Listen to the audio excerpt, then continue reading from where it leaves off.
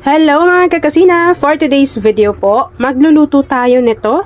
Kayo po ba ay nakatikim na ng ganito? So una magpapainit muna tayo dyan ng tubig sa kasirola. Tas konti lang to kasi nga, sabi ko, susubukan ko lang naman. Hintayin lang natin kumulo yung tubig pero maglagay na tayo dyan ng luya tsaka laurel. Naglagay tayo ng luya pati nung konting laurel para po matanggal lang din yung langsa nung atay ng bangus. So kapag mainit na yan dyan, ilagay na po natin yung atay ng bangus. Once na ilagay na natin yung atay, pakukuluan lang po natin yan ng isang beses. Kasi po, ginagawa lang natin yan para kapag niluto natin siya mamaya, ay hindi po siya madudurog. Tutuwa nga ako kasi nung bumili ako ng bangus, may nakasaway ako doon na talagang kinakain nga daw nila to. Ayan, kaya lang naunahan ko siya. Nahingi ko to kay kuya. Pero sabi nila, binibenta daw to. Kayo po ba, kapag ganito po ba, ay hinihingi nyo lang or binibenta talaga? Para alam ko din, kasi baka mamaya nahihiya lang sa akin si kuya. So kapag ganyan na nakakulo na siya ng isang beses, i-drain lang natin yan. Kukunin lang natin yung mismong atay ng bangus. Yan, so di-drain ko lang ito mga kakusina. Tapos gawin na natin yung next procedure. So una, maglagay muna tayo dyan ng butter. Kung walang butter, pwede na pong cooking oil. After adding ng ating butter and habang nagme-melt yan, maglagay na tayo dito ng bawang. Gumamit na ako dyan ng manual food processor para durog na durog yung ating bawang. Ito po ay isang buong bawang, isang ulo. After adding ng ating bawang, gisahin na po natin to. Maglalagay tayo dyan ng paminta.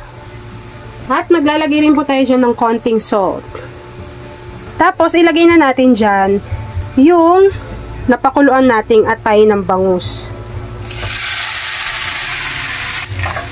Kapag nailagay na natin yung atay ng bangus, hayaan lang po natin ito na maprito dito sa ating kawali. Hinaan nyo lang apoy kasi mabilis masunog yung bawang. Kasi kayo maglagay dito ng sili. Ako, maglalagay ako isang piraso ng sili. Habang piniprito natin yan dyan, maglagay na rin tayo dyan ng kalamansi. Ito po ay 4 na pirasong kalamansi lang. Yan. Tapos, tuloy pa rin natin yung paghalo sa kanya. So, bali ang ini-aim lang naman natin dito ay yung medyo matusta-tusta yung atay ng bangus. So, yun na yun. Diba? Tignan nyo naman. Kung nakakain na rin po ba kayo nito.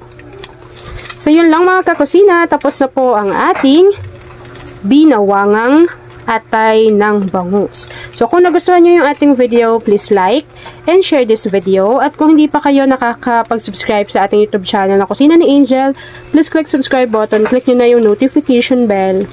Click all para lagi kayong updated sa bawat ina-upload kong mga videos. And, kung hindi ka pa rin nakakatikim nitong atay ng bangus, try mo na. At kung nakatikim ka naman, ano yung experience mo? I-comment mo na yan sa ating comment box section. Yun lang mga kakasina. Thanks for watching and enjoy this video.